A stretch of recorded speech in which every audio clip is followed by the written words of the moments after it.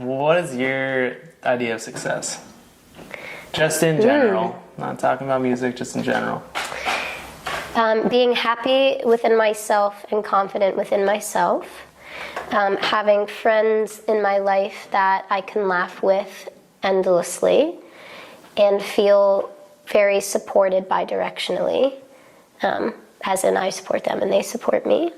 And then in terms of success, there is, of course, a professional element. I would love, and I'll plug right now because there's nothing to lose, I would love to learn from,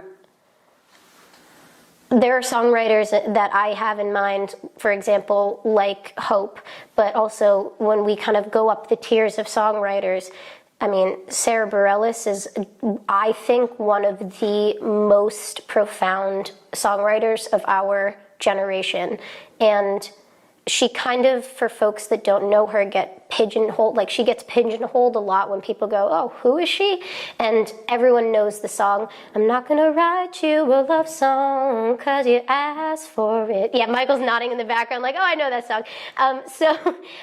That song is awesome, but she has such a breadth of work for her independent, her independent albums. And then in her late 30s, transitioned into writing full scores and songs for musical theater. So Waitress, which is a very successful musical, was a musical that she wrote the score for, the music and lyrics for. And she just has the ability to cross genres in a way and maintain such a high level of lyric content that I would be, success would be standing in a room with her as like a semi-equal and asking her questions and being able to learn through her process.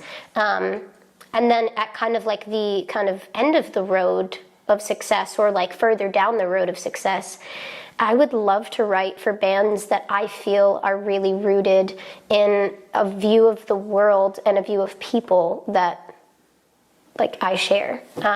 So my favorite band is Joseph, which is this trio from Joseph, Oregon, and they are three sisters. So right then, Zen, you will appreciate this just from like the musicality aspect.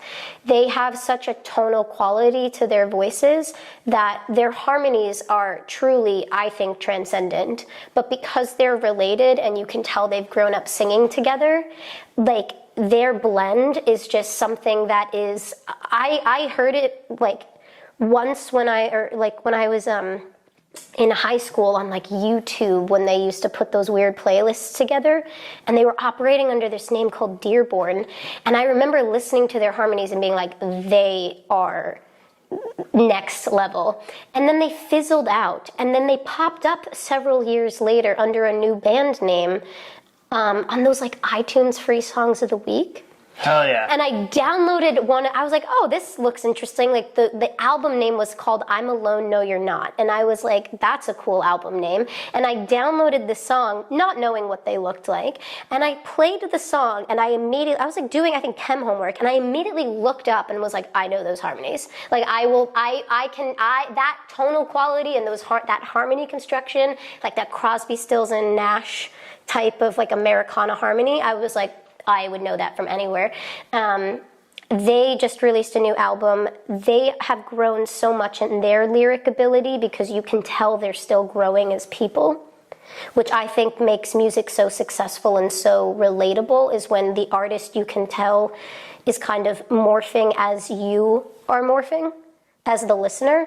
So I would, if they ever, I don't even know what I would say. Like, if I could sit in a room as their semi-equal and be like, which I do, I'd be like, this is how I have like ideas for lyrics and for songs. This is how I think we're compatible. This is how I think I can help you grow.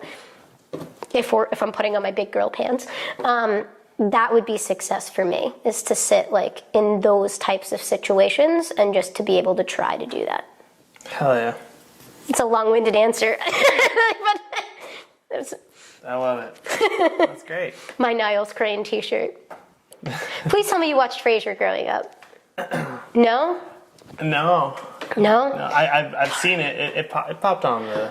Who, like, in your, like, audience is, like, above, let's see, it was in the 90s or something, like above 40? Oh, all of our moms. All of your moms are gonna know David Hyde Pierce and Niles Crane. He is one of the best characters in the history of television. I walked through Seattle because it takes place in Seattle wearing this t-shirt, and people that like toss the fish in the fish market were like, "We love your Niles t-shirt," and I was like, I wore this specifically. Place. Yeah, it was like I wore this specifically for this day. Hell yeah. There you go. I'd never